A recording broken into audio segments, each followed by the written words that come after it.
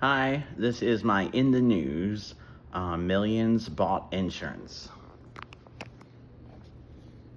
So, topic is decision making under uncertainty insurance.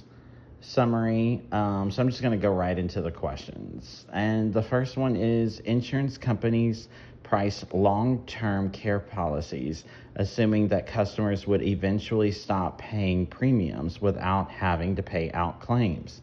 However, fewer policyholders dropped their policies than expected. As a result, more people kept their coverage long enough to eventually file claims for long-term care services such as nursing homes, assisted livings, or personal aids because insurers had collected less premium revenue per person than expected before paying benefits. Their payouts were much higher than projected, which created financial losses. Number 2, having long-term care insurance can change how families make care decisions.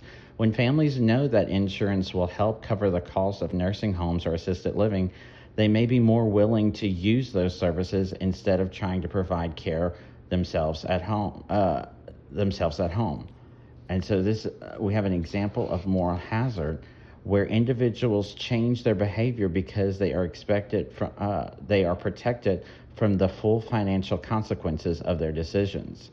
Yes, it is a mistake for insurance companies to assume that families behave the same way with coverage as they do without coverage.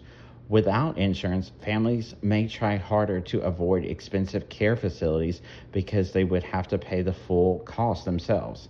With insurance, the financial burden is reduced, so they may choose institutional care more readily. Excuse me. All right, number 3. Insurance companies made a soft commitment not to raise premiums significantly over time.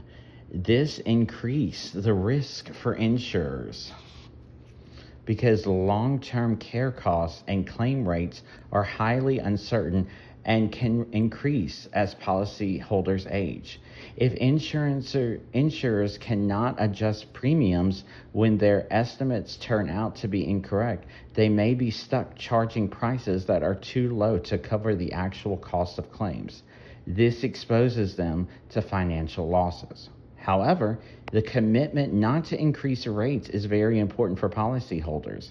As people age, especially into their 80s and 90s, sometimes 60s and 70s, the cost of insurance would normally rise dramatically because their probability of needing care increases, depending on not just their age, but their health.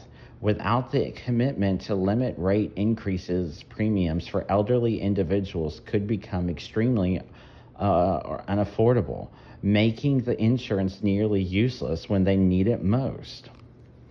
Thank you.